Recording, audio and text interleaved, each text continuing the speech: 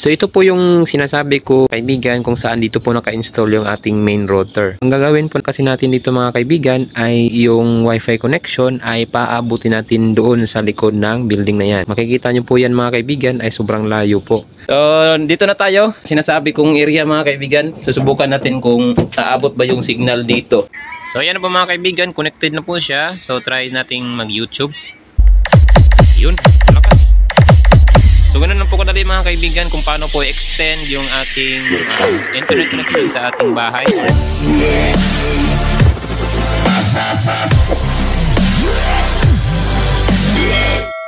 Hello mga kaibigan, magandang araw po sa inyong lahat at welcome back po ulit dito sa ating YouTube channel. So pagpasensyahan nyo na po mga kaibigan dahil matagal na po tayong hindi nakapag-upload sa ating YouTube channel. Dahil nga po ay sa sobrang busy, ako lang po yung gumagawa ng video at ako rin po yung nag-i-edit ng aking video. So by the way mga kaibigan, ang topic natin ngayon ay meron akong i-share sa inyo tungkol nga po dito kung paano ba natin palalawakin yung signal ng ating wifi internet connection sa ating bahay. So katulad dito sa area ko mga kaibigan, hindi po abot ang wifi connection doon sa likod ng building dahil nga po ay ang wifi na naka-install ay doon lang po. Yan, kita nyo po yung building na yan. Diyan po nakalagay yung modem. So ngayon mga kaibigan, ay ituturo ko po sa inyo kung paano ba natin palalawakin yung wifi connection hanggang doon. So malayo po yan mga kaibigan. So ang kailangan lang po natin gawin mga kaibigan ay dapat po meron po tayong extra router. So ito po yung gamit kong router mga kaibigan. Ayan, meron po akong extra router dito. Itong Mercosys, meron po siyang 300 Mbps. So ayan, meron po siyang 300 Mbps wireless router. So ito po yun mga kaibigan. Ito lang po yung gagamitin natin mga kaibigan. Hindi na po natin kailangan ng LAN cable. Gagawin natin mga kaibigan, itong router ay i-connect natin siya sa wifi na nandoon at ilalagay natin siya dito mga kaibigan. Ito po yung pinaka last na masasagap niya na signal mga kaibigan. Kumbaga ito na po yung maximum. Pag dito ko po siya inilagay kasi mga kaibigan ay meron po siyang masasagap na 2 bar na connection doon sa main router. Okay na po yun mga kaibigan, malakas na po yun. Dahil kapag ito na ilagay ko dito mga kaibigan ay aabot na po siya doon sa likod ng building. So hindi na po natin kailangan ng LAN cable. Kasi kapag gagamit ako ng LAN cable hanggang doon sa likod mga kaibigan ay malaki po yung gagastusin natin. By the way mga kaibigan, so dapat po ay i-reset natin itong ating extra wifi router. So yan po makikita nyo po itong reset. Yan po, mababasa nyo po dyan sa inyong wifi routers. Ilo-long press lang po natin yan mga kaibigan ng mga 5 seconds para po ma-reset itong ating wifi router. So tara mga kaibigan, i-set up na po natin itong ating wifi router. So ito po yung sinasabi ko kanina mga kaibigan kung saan dito po naka-install yung ating main router. Ang gagawin po na kasi natin dito mga kaibigan ay yung wifi connection ay paabutin natin doon sa likod ng building na yan. Makikita nyo po yan mga kaibigan ay sobrang layo po. So dyan ko po i-install yung aking extra router para po aabot na po siya doon sa likod ng building. Nandito na po yung ating extra na router mga kaibigan. So ito na po yun. Main router natin nandoon sa building na yan. Tapos i-extend natin gamit itong ating router para po aabot doon sa likod. Makikita niyo po yan. So ayan po, aabutin natin yung signal dyan. So una natin gagawin mga kaibigan ay isasaksak natin itong ating router. So ayan po mga kaibigan, nakasaksak na po siya. So, pangalawa natin gagawin mga kaibigan, ating i-reset muna natin ito. Reset muna natin. May mga langgam pa. Sa pag-reset nito mga kaibigan, kuha lang tayo ng pantusok dyan. Ayan. Tapos i-hold press lang natin ng mga 5 seconds para po ma-reset siya. So tignan niyo po yung ilaw niya, magbi-blink po yan. Ayan, naka-hold press na po yan. Ayan na po mga kaibigan, kapag ganyan po, ayan, na-reset na po yan. So ngayon mga kaibigan, mag-connect na tayo dito sa pangalawang router natin.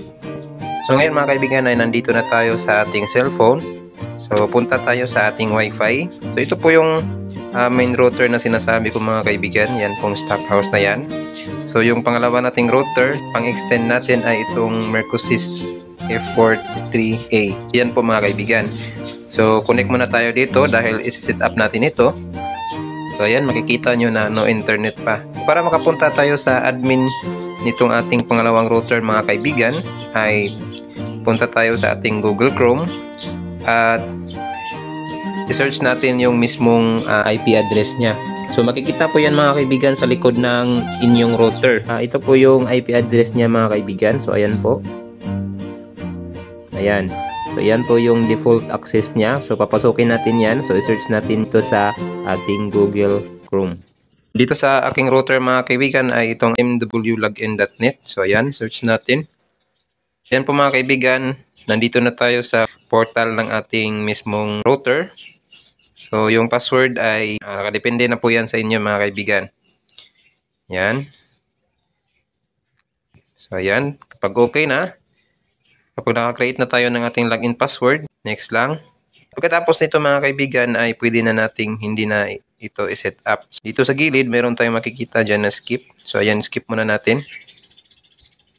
So, ayan po. Nandito na tayo sa device management. Ngayon mga kaibigan ay punta tayo sa advanced. So, ayan. Dito tayo sa advanced. Yan. Dito po sa advanced mga kaibigan, isa lang yung babaguhin natin. So, dito tayo sa wireless.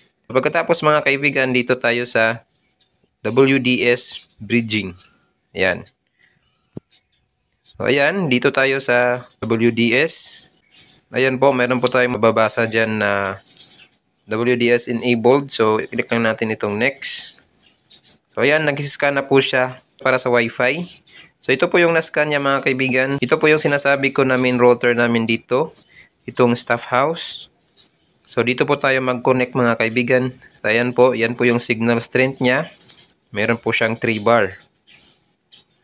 Ayan. So, para ma-select natin yan, select natin siya. Tapos, lagay natin yung password ng mismong Wi-Fi. So, ito po yun. Pagkatapos mga kaibigan, kapag nalagay nyo na po yung password, i-click natin itong next. So ayan, connecting na po siya. So ayan po mga kaibigan, dito po mag-create po tayo ng SSID ng ating pangalawang router. So ayan, example lang po ito. Tapos maglagay po tayo ng password. So ayan. Pagkatapos, next. So ayan na po mga kaibigan. Connected na po siya sa main router natin. So ngayon mga kaibigan ay i-click lang natin itong finish. Save. Connected na po siya mga kaibigan. So ayan, na-disconnect muna po tayo sa Wi-Fi. Connect na tayo sa ating pangalawang router. So ito po yung ginawa natin, itong Dinzo. So ito na po yung pangalawang router natin. So ayan, connected na po siya. So check muna natin kung merong internet connection. Punta tayo sa YouTube. So yun, malakas. So at yun nga po mga kaibigan, dahil connected na tayo sa ating pangalawang router. So ayan po. So ito po yung pangalawang router natin mga kaibigan dahil meron na po tayong internet connection. So susubukan naman natin mga kaibigan kung aabot ba yung signal nitong ating pangalawang router doon sa likod ng building. Meron po kasi dyang mini house mga kaibigan. Susubukan natin kung aabot ba yung signal dyan, kung malakas po ba. So punta muna tayo doon mga kaibigan. So ayan po, makikita nyo po mga kaibigan. So malayo, nandyan, likod. At yung pangalawang router natin, nandyan po. Ayan, so malayo-layo talaga mga kaibigan.